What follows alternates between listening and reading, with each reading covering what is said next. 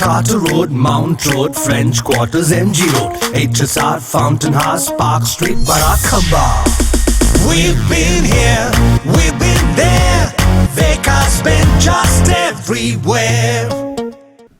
Kolkata trainee doctor ఎపిసోడ్లో 3 ఆడియోలు కలకలం రేపుతున్నాయి. ఘటన తర్వాత విషయాన్ని కుటుంబీకులకు చెప్పేందుకు ఫోన్ చేసిన సిబ్బంది వాస్తవాల్ని దాచేందుకు ప్రయత్నించినట్టు తెలుస్తోంది. 3 కాల్స్లో 3 రకాలుగా సమాధానాలివ్వడం ఎన్నో అనుమానాలకు తావిస్తోంది. కోల్కతా ట్రైనీ డాక్టర్ హత్యాచార ఘటనలో ఆర్జికర్ ఆసుపత్రి సిబ్బంది స్పందించిన తీరు ఆది నుంచి అనుమానాస్పదంగానే ఉంది. చనిపోయిన తరువాత ఈ విషయాన్ని కుటుంబీకులకు చెప్పేందుకు ఫోన్ చేసిన ఆసుపత్రి సిబ్బంది వాస్తవాలను దాచేందుకు యత్నించినట్టు కనిపిస్తోంది. తమ కుమార్తెకు ఏమైందని అడిగిన ప్రశ్నకు జ్వరం వచ్చిందని ఒకసారి, ఆత్మహత్య చేసుకుందని మరోసారి, ఇలా రకరకాల సమాధానాలు చెబుతూ వెంటనే ఆసుపత్రికి రావాలని చెప్పారు.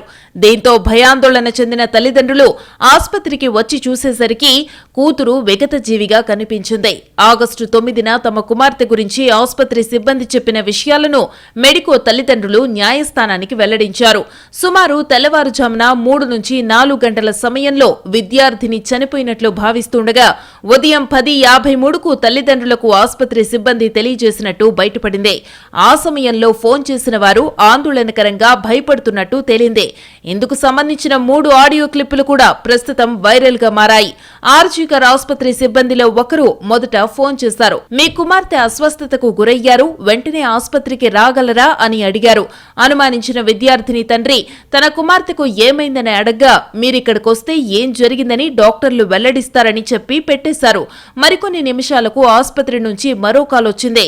ఆమె పరిస్థితి విషమంగా ఉంది, సాధ్యమైనంత తొందరగా రండి అని చెప్పగా తల్లిదండ్రులు మరింతగా టెన్షన్ పడ్డారు.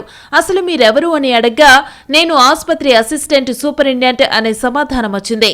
మరింత సమాచారం అడిగినప్పటికీ అక్కడి నుంచి జవాబు లేదు. మరికొద్దిసేపటికి వచ్చిన 3వ ఫోన్ కాల్ విషాద వార్తను వినిపించింది. ఆమె ఆత్మహత్య చేసుకుంది, చనిపోయినట్లుంది, పోలీసులొచ్చారు, అందరం ఇక్కడే ఉన్నామని ఓ వ్యక్తి చెప్పాడు. అరగంట సమయంలో ఇలా 3 సార్లు 3 విధాలుగా చెప్పిన సమాధానం ఎన్నో అనుమానాలకు తావిస్తోంది. మర్డర్ జరిగిన తరువాత వాస్తవాలను కప్పిపుచ్చుకునేందుకు ప్రయత్నించారని మెడికో తల్లిదండ్రులు అంటున్నారు.